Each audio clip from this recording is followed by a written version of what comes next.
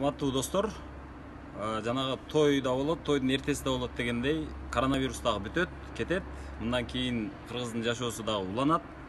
Баягы көйгөйлөр баягы бойдон калат. Алдыда шайлоо келатат. Мына ошо шайлоодо азыр ар түрдүү демилгелер көтөрүлүп атат, бирок алардын айрымдары азыр жанагы партиялык тизме өз өзүнчө болсун деп атышат.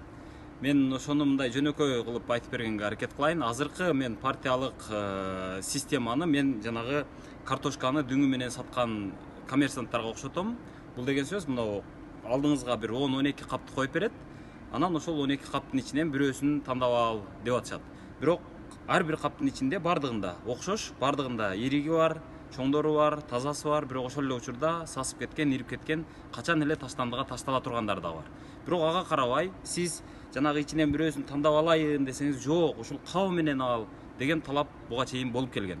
Азыр мындан кийин дагы ошол нерсе уланып кетиши мүмкүн. Анан бул нерсени биз токтотушубуз керек. Адамдар өздөрү жанагы капты ачып, каптын ичинен тазасын тандап алгыдай болуш керек.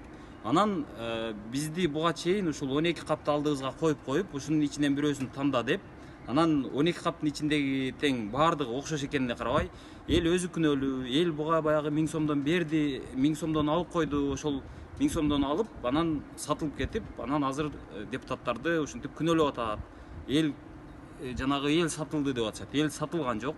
Эл кимисин акчасын алса дагы, албаса дагы жанагы 12 окшош каптын бирөөсүн тандаш керек болчу. Кимисин тандаса, жыйынтык азыркыдай эле болмок, мындан ашык болмок эмес. Бул күтүлгөн нерсе болчу. Ошондуктан бул система азыр өзгөрүлүш керек.